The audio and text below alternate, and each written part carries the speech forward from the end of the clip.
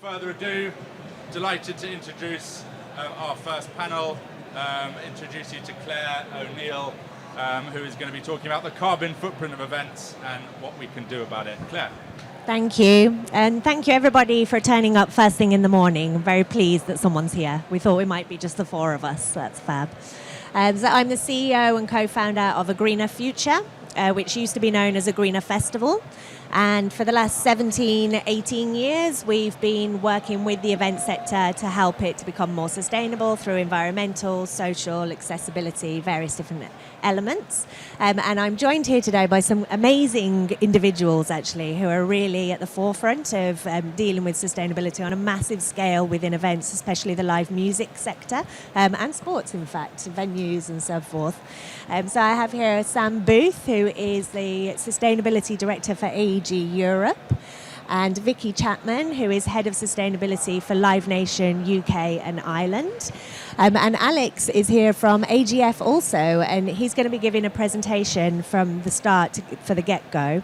The way that the structure is going to work is we'll go through a few slides about some studies that we've done in relation to the carbon footprint of events, and then we'll dissect that and talk about what is being done by these different organisations, how we can reduce those emissions, but also how we are assessing those as well, how we're actually gathering the information, what the blockers are, and some top tips from the professionals. But do you just want to say a little bit about what your role is involving and what you're working on, starting with Sam?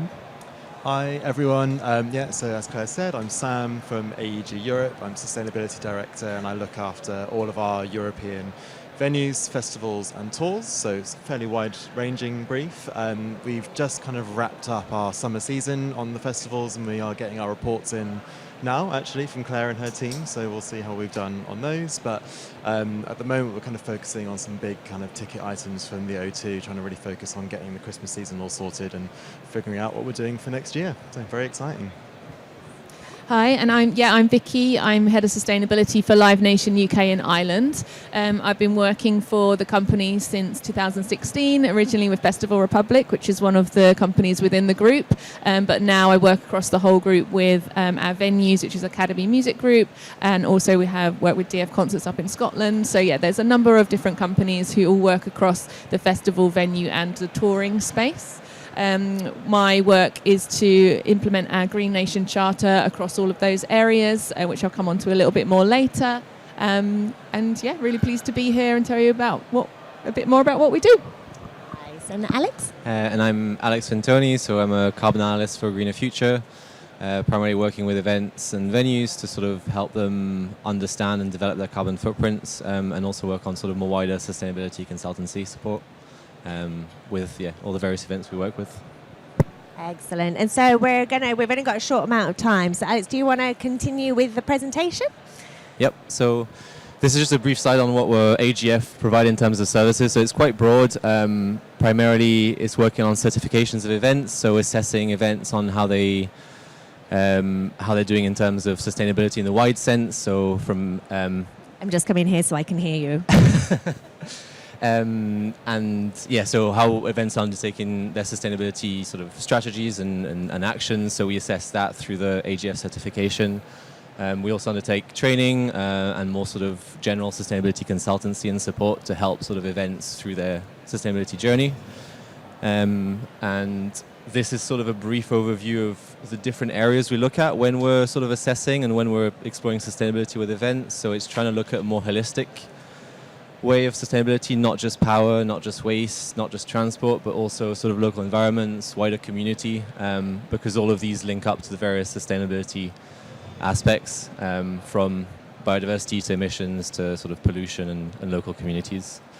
So we try to be as holistic as possible when we look at assessing events. But for the topic of today is looking at the carbon footprints of festivals. So this is a brief summary of a study we undertook that's looking at summarizing, I guess, the results from some of the festivals we worked with, either through the certification process or through helping them undertake carbon footprints. And just to understand sort of different trends that we were observing. So this is a snapshot. It's not representative of all festivals everywhere. It's representative of the festivals to some extent that we worked with. and who are already to some extent undertaking sustainable steps. But the most interesting finding we found was that typically the sort of understanding of an event is that audience travel will be 80 to 90% of your emissions, well, very often. And that wasn't actually always the case when we look at a more complete sort of assessment of carbon emissions. Our average was more around 40%, sort of can go to around 50. That doesn't mean it cannot be 90% of your footprint, but it isn't always the case. And this depends quite a lot on really the nature of your festival, the target audience, and your location.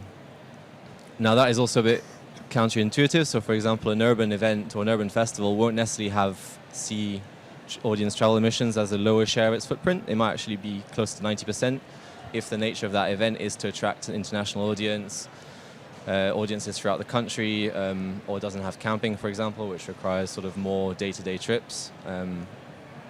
At the other side of this, a rural event that requires everyone to drive to it might actually see audience travel as a lower share of its footprint because it targets a more local or regional audience. People camp on site and don't have to do sort of lots of different day trips. So it's not as clear cut, and it doesn't apply the same way to every type of festival. The second interesting finding was the impact of food and drink, and this is something that has only really recently been captured by events, and not just by us, but by sort of other events doing their own footprints. Because a lot of the time, previously emissions weren't necessarily available. They are becoming more and more available, and food and drink represented, across most of the events we looked at, the second largest source of emissions. Audience travel was the primary one, but then food and drink often came above artist transport, freight, purchase materials. And that's because food has become a big part of events. If you go to an event, there's always sort of really interesting food trucks. A lot of festivals have taken food as part of a sort of their USP. You go to this event also for the food. And drinks, because everyone likes to have a drink at a festival, the sheer volume of drink often served means that the impact is quite high as well. And what we saw for events that had a vegetarian-only or plant-based policy is that the impact of food suddenly drops significantly, well below often the sort of other third, fourth, or fifth largest source of emissions. This was sort of consistent across the majority of festivals we worked with. More generally, if we include wider travel, sort of including audience, production, freight, this sort of rate increased to about 60%, again with variations depending on the nature or the USP of the festival. If you're attracting international artists, you will have a higher footprint than if you're attracting local or domestic artists and DJs. Energy was an interesting one. A lot of the events we worked with had sort of started incorporating biodiesel as an alternative to standard fossil diesel. And that saw their emissions sort of take a smaller share of their overall footprint. That being said, biodiesel still has emissions. It still creates particulates, so it's not the sort of end-all solution. Unfortunately, few of the festivals we worked with for this, or who were included in this report, had been fully electrified. So I think there's only one. So that's still something that would be interesting to see, the impact of electrifying your event, especially if you're using maybe non-renewable tariffs. So this is a brief, just a sort of illustration of what the summary of the results. As you can see, audience transport is the largest source, but food and drink is very close behind it, and then quickly followed by artist travel, freight, and also the more production-related emissions. One thing to note is that audience travel is not clear-cut all the time, particularly difficult for urban festivals when we're doing carbon accounting. Audiences traveling to a city to attend an urban-based festival might also include a bit of a holiday in the meantime, or sort of stay a few days after or a few days before. So sort of from an accounting perspective, apportioning emissions to the event is sort of further work and needs sort of further engagement with the event to sort of really understand this. Also, carbon footprints are not the end-all. They are only an understanding of the contribution to climate change through emissions. They don't necessarily look at biodiversity or pollution impacts.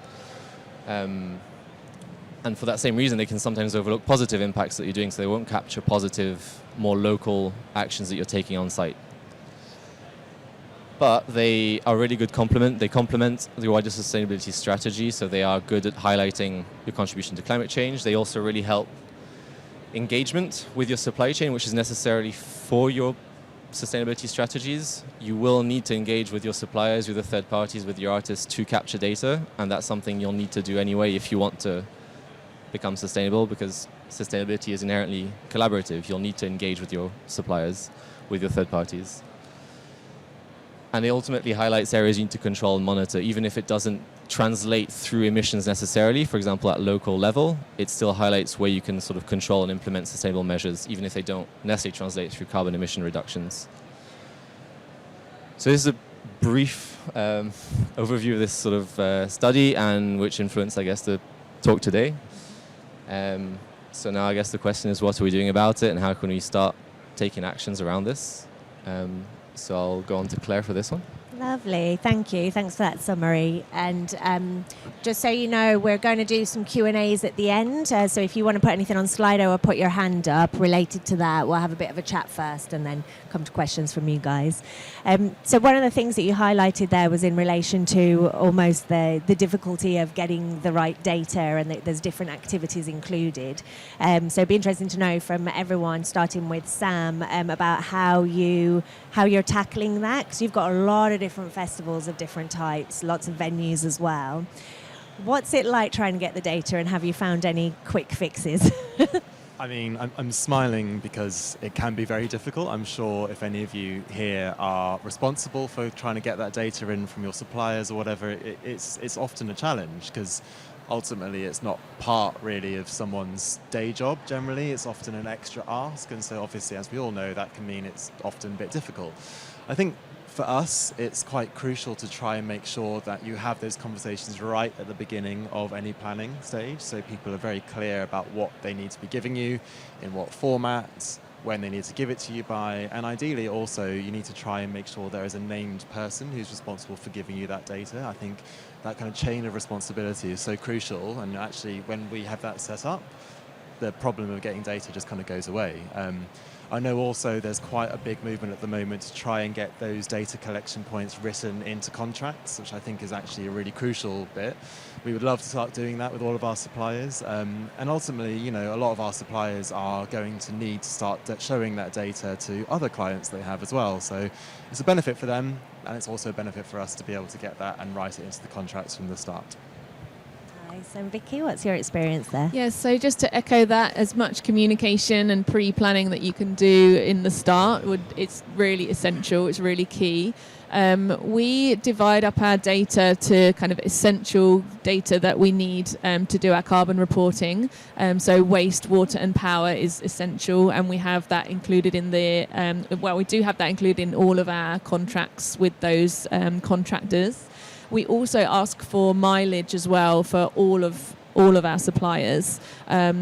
We have set up a system where that data can be logged on an external system that we use for our accreditation and for our crew catering. So we're trying to make that as streamlined and as simple as possible, because people will have to use that system to get their accreditation, to log in, to get their passes for the festival. So just seeing what is out there in the company and currently that we can kind of tie on the back of.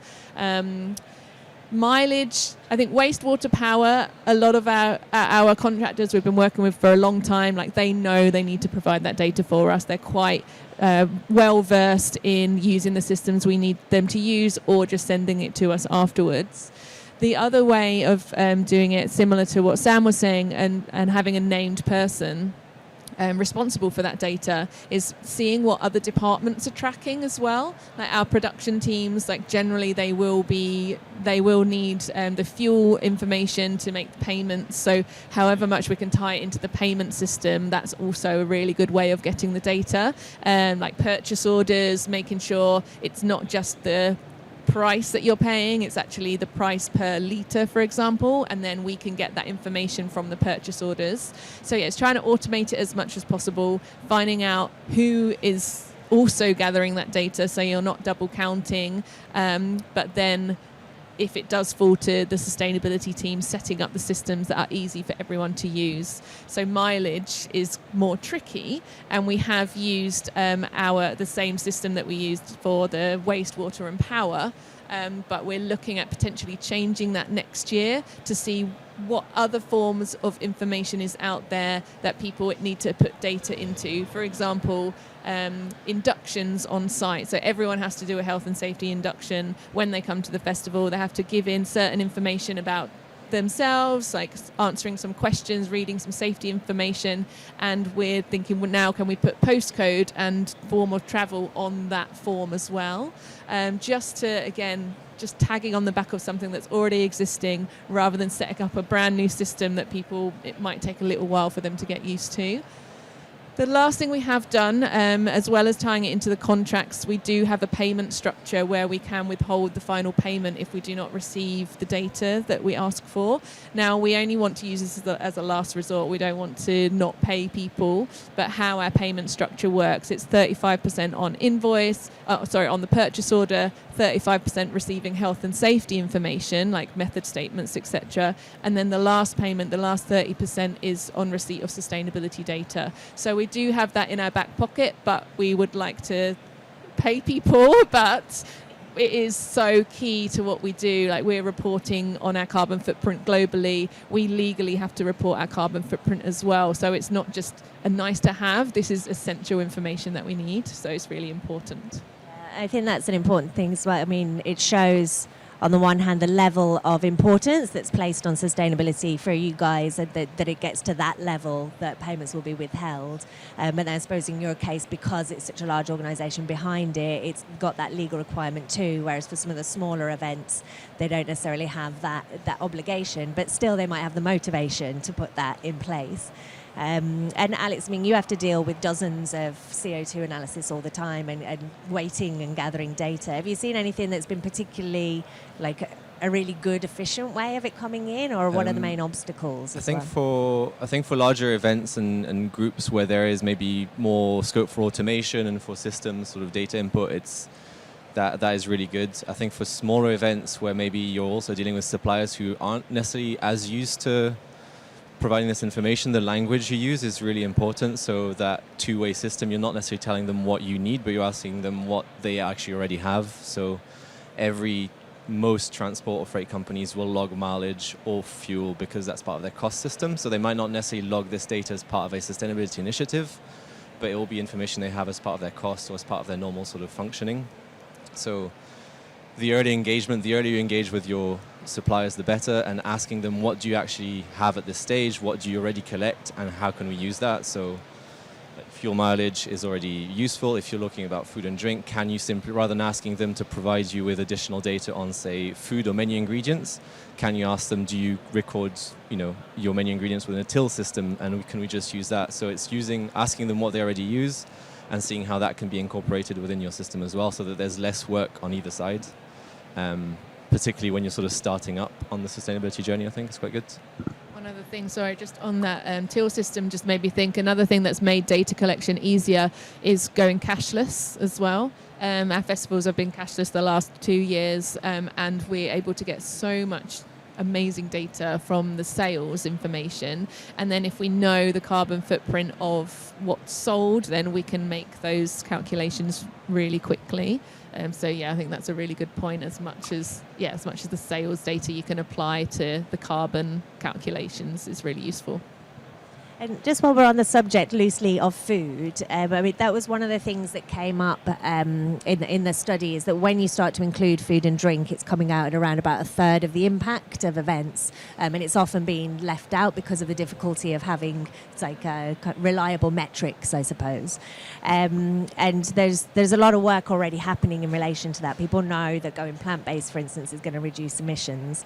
It'd be interesting to know what you guys have been working on within events venues, and And Vicky, I know that you guys had the traffic light system, for instance. So can you tell us a bit about that? Yeah, sure. So we've been looking into the impact of food for the last 3 years, or 3 iterations of festivals with pandemic in between.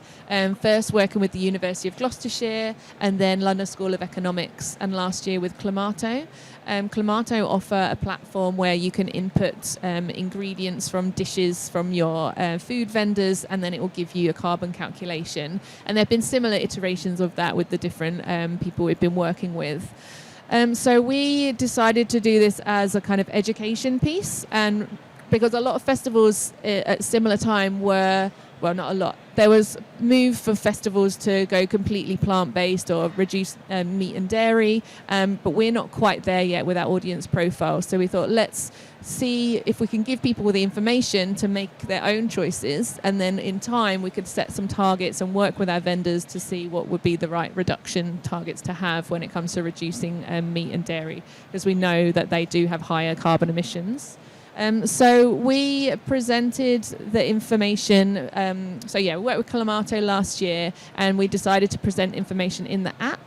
The festival app this year, it was the first time that we showed all the food offerings in the app, and you could search it for food type, so vegan, vegetarian, if you had dietary requirements, for example. And we added the carbon footprint information on top of that. So every single vendor had a page where it had their menu, and then underneath that we had the carbon calculations. We also had information publicising the app and the carbon calculations on the screens, the big screens in between the acts. And there was a kind of landing page explainer as well on the app, which showed the impact of food, the fact that it can collate to a third of overall global carbon emissions, and similar to the facts that the stats from the report here. So each menu had a high, medium or low rating, and people could make their own choices really. So we found that out of the people who knew it was on the app, part of it was actually making people aware that it was on the app, but because it was a new thing anyway, awareness was fairly low. But those who did know about it, 47% of those people who were aware of the rating said that it actually influenced their food choices positively. So just by giving information, it does help to nudge people in the right direction, and that's what it was an exercise for, actually nudging people. But then when we got the results back, we found that this year we did it at 2 festivals, at Wilderness and Latitude. At Latitude Festival, using the sales data that I mentioned previously and the carbon footprint calculations, the results were actually the food carbon footprint was 169 tonnes of CO2 equivalent. And when we compare that to our scope 1 and 2 emissions, which is something we're tracking and reporting on globally, that was actually 74% of those scope 1 and 2. So that shows at Latitude. Yeah, the information that the report that food does have a really high impact. So the next step now is what do we do about it? So we're talking about data, and we've got a really good baseline now, but how do we actually make the reductions that we need? And that's what we're having conversations now. What is a right target to set with our food vendors?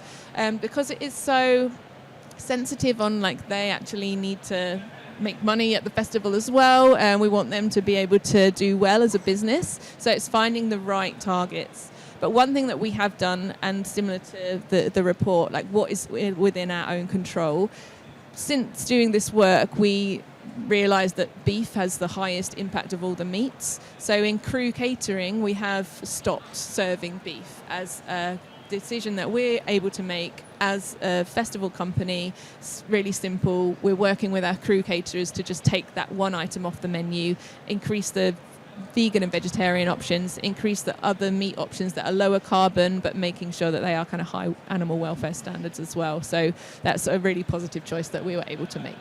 Excellent. And has that had any influence on the traders themselves when they could actually see the emissions of their menu? Did any of them change their menu from... Yeah, so how we did it, we actually inputted the ingredients ourselves through working with the food vendors to get the information up front. And that was one of the challenges of this process, is to actually provide the information and have it in a timely manner, because it does take quite a long time to get quality information. Those vendors that we went through a process of actually going through it on the phone with them, and a lot of vendors like didn't really know that like certain meats were higher content, or some people, like I didn't even know that rice has a higher emissions than lentils. So one easy change you can make is to switch rice to lentils. So that's kind of stage 2 really. Like there's a lot of interest and a lot of the vendors now have that information in terms of their carbon footprint in their folder, similar to the dietary requirements that you have to present now. We now have the carbon labelling, which I do think is going to become more commonplace. I think we need to do more work with the platforms such as Climato. There's another group called Food Steps who offer it, to work with the vendors with longer time to say, right, well, if you made this change, you could reduce your carbon footprint by X. Like we didn't necessarily have enough time to do that, because it was about confirming vendors, getting the information, putting it in the platform, then displaying it. But now we've got that information, it's like, right, now what can we do with it to make it useful to achieve the goals that we want to achieve? Nice. And Sam, on the AEG side, what have you been working on in relation to food? And are there any specific targets? Or, I mean, I know things that have been happening on BST and AEG, obviously. Yeah, so I mean, specifically on food, this one? Anything that you On like. food. Drinks as well. 'Cause Sam's also got a background in the bars industry. Yeah, so I mean, drinks are obviously a topic which are very special to my heart, and I think there's a huge opportunity for us all, any event organizer, to really start drilling into the carbon footprint of the brands that we serve at our festivals. So some brands, I'm sure you can imagine, are a bit cagey about the detail they'll give you about their carbon footprint of an average pint of their beer, for example, or a shot of their spirits. But others are really happy to give you that information because actually they're quite far down the line decarbonising their product. And I think actually what I find really interesting is the kind of social pressure that all of us as a group of event organisers can start putting on brands to give that information to us, to be honest about the carbon footprint of their products, so we can then, make the right decisions when it comes to our procurement. Procurement is a huge part. We've all got big spending power on these things, and actually I think the more we can start nudging those big brands to kind of start making that almost a sales pitch for them, so it's not just the taste of their alcohol or the price of their alcohol, it's also the carbon footprint of that alcohol that we take into account. I think that's just a huge step for us. And on the food piece as well, I think the work your guys are doing is amazing. And one of the bits that we did last year at BST was reducing meat in our crew catering and doing kind of vegetarian Mondays, etc. Initially, it was met with a bit of resistance, but I think that was actually more on us for not communicating the reason why we did it. And as soon as we put posters up and kind of explained to people why we were doing what we were doing, immediately the penny dropped and people suddenly got on board with it, and they were like, oh, that's actually really interesting. Not only is it healthier for me, but it's better for the environment. You're doing it because you've got these commitments that you're doing publicly, and we've displayed all around site what we want to do about reducing our carbon emissions. So they kind of felt that they were part of something bigger, and I think the communications piece in those things is so crucial. You can't just do something and expect people to get on board with it. You have to kind of explain why, and then suddenly your job becomes so much easier. I find it really interesting, the food and drinks debate, because often the kind of argument that comes up is that you want to give people choice as far as what they eat, but then if you've got a drink sponsor, you're quite happy to have no choice with the drinks. It's like, no, you got that one beer and that's it. But I think it will be a massive advantage if we can start to see which drinks, like which beers, for instance, are the lower impact, and then which of the wines, etc., and start to give people that choice. And I think you've got a more diverse lineup of booze as well, which is what everybody wants.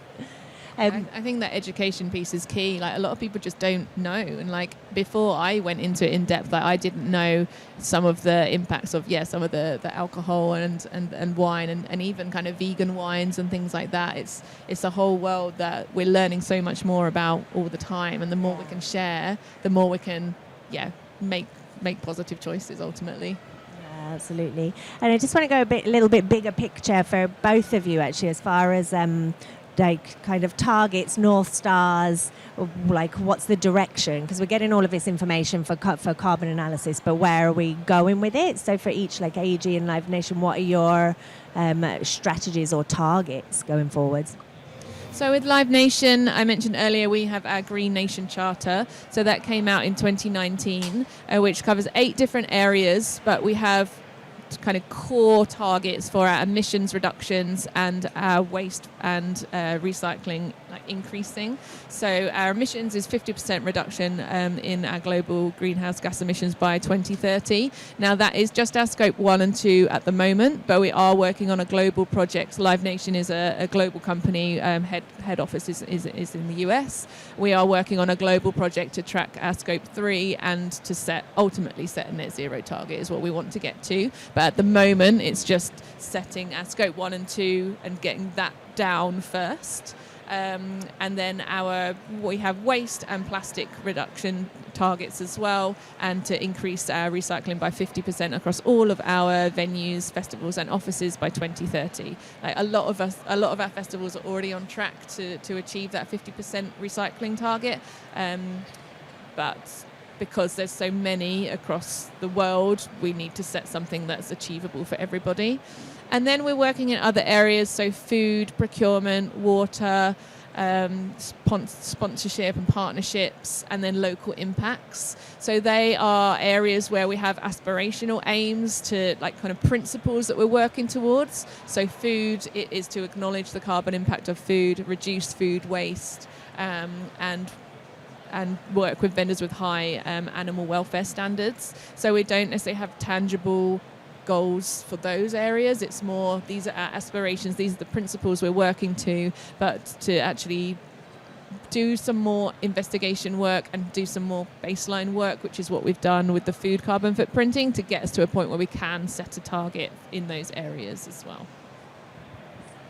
Yeah, so from a global standpoint, we're doing a big project at the moment where we're working with the Science Based Targets Initiative to come up with kind of global targets for the entire company, which I'm sure you can imagine is quite tricky for a company of our size with so many different types of businesses all across the world. But that will kind of give us, hopefully beginning of next year, some of our North Stars, so to say.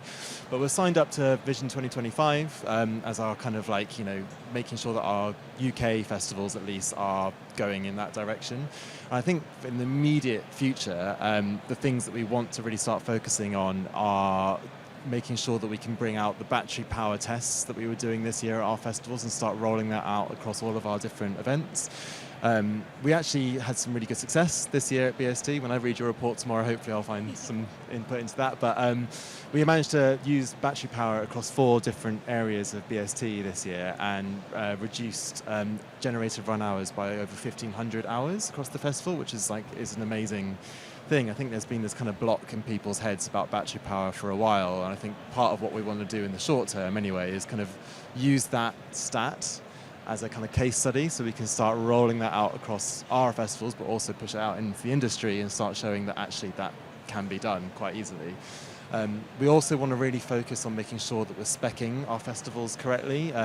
Again, this year we had one of your team going around actually monitoring the power draw of chip fryers, for example, and making sure that we've kind of got a better idea of what each of our vendors are actually going to draw. They often give us a number which is wildly off to what they actually end up drawing, and then hopefully using that data across all of our festivals and again putting it out into the world in the coming years so other people can start using it, accurately speccing their festivals and really start drilling down those scopes 1 and 2, which are the crucial bits that we need to focus on. And another thing that you've been heavily involved in the last few months has been in relation to what you do with the residual emissions. So you've calculated what the impact is, making as many reductions as possible over the years, and then what do you do with what's left over? So can you speak a bit to that? I mean, I think, the elephant in the room often is these residual emissions. I mean, there is very little ultimately we can do about decarbonising the transport network, for example. Until the tube is electric, what are we going to do about that? Until, everyone drives electric cars, ultimately there will be a carbon footprint from people travelling to your festivals. So we've kind of tried to approach it that we can do reductions, but we can also try and deal with these emissions, residual emissions, in other ways. So we're currently working with a company called Curate, who some of you may have heard of. They're a carbon removals specialist, and they're helping us to figure out kind of projects that we can invest in, whether that be direct air capture or advanced rock weathering, with loads of different projects which these guys have got incredibly brainy scientists working on, to try and figure out ways that we can get carbon out of the air immediately. Right now, not planting trees which are going to mature in 10, 30, 40 years. These are kind of very high-tech solutions which the UN ultimately says we're going to need an awful lot of if we're ever going to get to net zero. So one thing that we're doing with the O2 at the moment, and something I'd love to roll out across our festivals, are the carbon removed concerts, where we're tracking all the carbon emissions from an average event, and then we're folding in the costs of carbon removals, which are quite expensive. Ultimately, they're between 150 to 200 pounds a ton, so that's it's a hefty chunk of money. But we're folding that money into the business model of the event itself. So ultimately, a fan wouldn't necessarily notice the difference in an event. They might be adding 90p to their ticket price, but 90p, in the average cost of a ticket to the O2 or a festival is pretty small. But what that does is it adds up super quickly to a big pot of money which we can invest in these new technologies, which need investment now, ultimately, if they're ever going to get off the ground. So that's kind of how we're approaching that.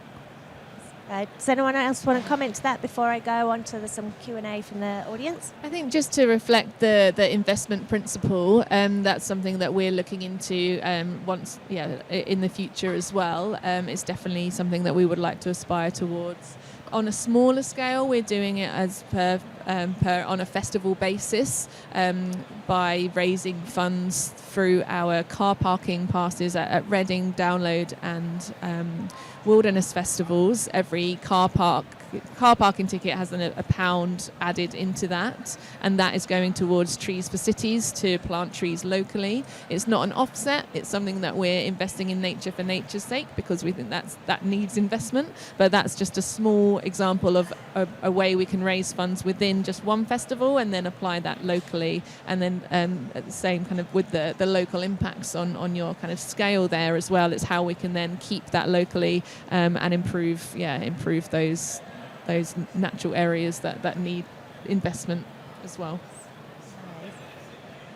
One thing to point out is maybe a slight divergence from the offsets, but in terms of, I think a lot of especially if you're a smaller festival or a smaller event that's just starting, one of the really interesting trend to look towards as well is the sort of, especially for funding, a sort of value-based partnerships for events, maybe moving away from sponsorships, in the sense that you're looking at what do you actually need from the event to run, what are you looking for to sort of materially, what do you need, and then identifying where you can the most sustainable provider or supplier of that particular material or service, and trying to get in direct relationship with them so they provide you directly with a biofuel, toilet paper, it seems silly to say, but things that you will need to buy. And they get visibility from that. One of the big issues that a lot of small festivals face is the cost of sustainable items and materials are often a bit more expensive. And through value-based partnerships and direct engagement with suppliers or providers, you can actually get that price either sort of equivalent or sometimes a lot lower. So there's a few festivals we've worked with who've managed to actually get their costs really down and sort of sometimes get a lot of items for free through these direct partnerships that are not as flashy as sort of some of the bigger sponsors, but actually provide more material value and skip the sort of extra step of sponsorship for finance to then buy, and instead you go directly through a direct engagement and get the more sustainable item. That's tricky with larger events because of the scale, but for small events that's quite a good avenue to start working with, especially on your sustainability strategy. Nice, thank you. And so I want to come to any Q&As. I've got no idea how to look at the Slido, so if you put anything up on there. Is it on this screen over here? Okay, I'll come now. Right. No signal. Can you hear thank me? You. Okay, I'm coming down. Hopefully I won't get feedback. So, can you guys still hear me? Yeah. As the largest multinational event corporations, do you feel that legislation is needed to hold organisers accountable to the impact on the planet? So do you think that legislation is needed to hold organisers accountable to impacts on the planet? Yes. Yes. I think so, because that is something that I'm able to use in my role. If there's legislation out there that says we have to do this, I just go to my senior management and say we have to do it. Ultimately, it makes it a really easy conversation. There is quite a lot already. We, as a large company, we do have to report on. It's called SECR, Streamlined Carbon Reporting, Streamlined Carbon Accounting and Reporting. There's plastics. Regulations, there's deposit return schemes coming in, so yeah, there is a lot of compliance stuff that we have to work on anyway, but yeah, it does make my job easier. But then on the flip side of that, I actually have to make sure we are doing it, because if we're not, then we are ultimately responsible for not doing it. Very much agreed. Nice. Okay. And do you think a sustainability representative could be part of each department as opposed to separate and often working in conflict with procurement? Yes. If sustainability is an add-on or you have to retrofit it, it won't be as efficient. So if it's part of the business and if it's incorporated as your general strategy and the way you operate as part of every decision, then it will be more effective. We do have, I'm just kind of tying on this procurement element of that, like we do have sustainable procurement guides, and sustainability is very involved in procurement decisions. So I think that's a core principle to establish in whatever you're doing, like to make sure that sustainability and procurement have a good working relationship, and you can, because they might not think that there's a sustainable kind of element of that particular product or service that they're procuring, but more often than not there is. So it's good to be involved in those conversations. And I would just echo all of that and say that actually one of the things we're trying to do at the moment is set up an education scheme for our entire business. So every person will understand the vague principles behind why they should make certain decisions. And ultimately, I would love to have a member of my team in all of those teams. But if all of those guys are educated and understand the principles behind it, then hopefully they're going to start making the right decisions off their own accord without me having to lean over them and make sure they're doing it. There's a question also about when will sustainability become a priority over budget. I just wanted to give a comment on that before handing over. And one is that it's starting to become the economic choice, not just the ecological choice. For instance, as fuel is becoming more expensive, energy is becoming more expensive, materials are becoming more expensive.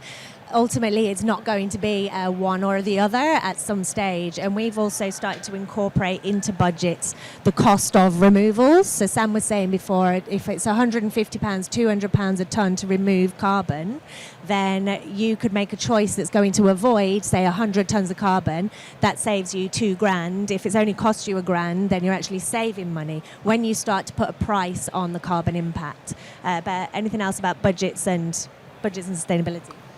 Well, I think it's tying in to kind of some of the, like you were saying, Claire, like the sustainability can reduce prices in some instances as well if you can be more energy efficient. And there are, I've seen with our venues particularly, now that energy prices are going up, suddenly finance are coming to us saying how can we save money on our energy costs, and we've been saying, well, we need to be more energy efficient. So it's how we've been saying this for years, so now we're kind of listening to us because the prices are going up. So I do think it can work together in a positive way, but then it's finding the right business case for sustainability, and reputation is also a big part of these decisions as well that need to be factored in. So it's not just about the costs and the budget.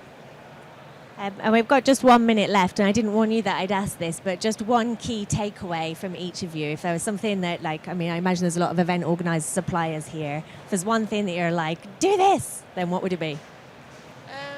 I would say, I think the procurement side, I think there's a lot you can do with the planning and with the advancing for these, and bringing in the right partners and the right products and services in the start. And it can also, in terms of waste management, what's coming into the event and then what ultimately will be left behind as waste. So I think, tying in sustainable and procurement as much as you can.